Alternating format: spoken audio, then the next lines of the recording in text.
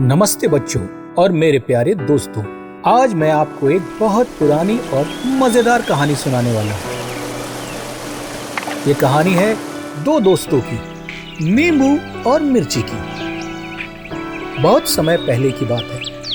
एक छोटे से गांव में नींबू और मिर्ची रहते थे। दोनों बहुत ही अच्छे दोस्त थे, पर दोनों थे बिल्कुल अलग अलग। नींबू का स्वाद था बिल्कुल खट्टा और मिर्ची का स्वाद था बिल्कुल तीखा। गांव के सभी लोग उन्हें देखकर कहते थे, अरे ये दोनों तो एक दूसरे से बिल्कुल भी नहीं मिलते। दोनों के मिजाज अलग अलग हैं। ये सुनकर नींबू और मिर्ची दोनों हंसने लगते। वो एक साथ बोलते, हमारी दोस्ती सबसे ज्यादा मजेदार है। अलग होने में ही तो मजा है। उन दोनों की दोस्ती पूरे गांव में मशहूर थी। सब जानते थे कि नींबू और मिर्ची दोनों हमेशा साथ साथ रहते हैं। वो कभी खेलते कूदते पहाड़ पर चढ़ जाते, तो कभी जंगल में घुस जाते, कभी खेत में सब्जियों के साथ मस्ती करने लगते, कभी स्कूल के बच्चों के साथ खेलने लग जाते, और तो और किसी खाने के ढाबे में घुस जाते तो किसी का खाना तीखा हो जाता, तो किसी के खाने में नींबू का खट्टापन बढ़ जाता। उनके इस हंसी मजाक से पूरा गांव परेशान था, पर खुश भी था, क्योंकि वो सभी गांव वालों की मदद भी किया करते थे।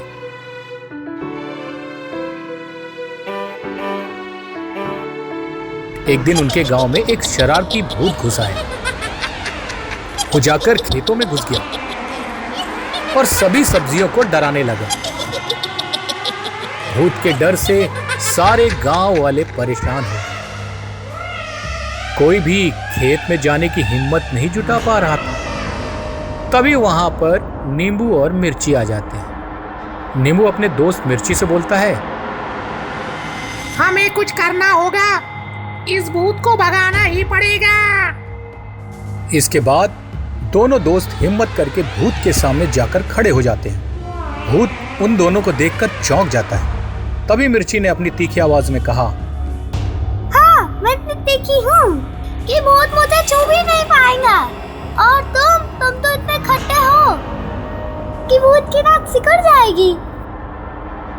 अगर तुम यहाँ से नहीं भागे तो मैं तुम्हारी आंखों में लग जाऊंगी। तो नींबू भी बोला, और मैं तुम्हारी जुबान पर बैठ जाऊंगा, फिर देखना क्या होगा। भूत डर के मारे कांपने लगा और रोने भी लगा और बोला, माफ करो, माफ करो, अब मैं किसी को परेशान नहीं करूंगा। उसके बाद भूत तुरंत वहां से भाग गया और फिर कभी लौटकर गांव में वापस नहीं आया। गांव के सभी लोग बहुत खुश हो गए। उन्होंने नींबू और मिर्ची से कहा, तुम दोनों की जोड़ी सच में कमाल की है। तुमने हमारे गांव को बचा लिया। तो बच्चों, इस कहानी से हमने क्या सीखा? हमने सीखा जो चीजें अलग होती हैं, वो भी मिलकर कुछ बड़ा और अच्छा भी कर सकती हैं। दोस्ती में हर तरह का स्वाद होता है, खट्टा भी, तीखा भी। तभी तो ये दोस्ती को खास बनाता है। तो मिलते हैं अगली कहानी में। अगर आपको ये कहानी पसंद आई हो तो इस वीडियो को लाइक एंड सब्सक्राइब करना मत भूलिएगा।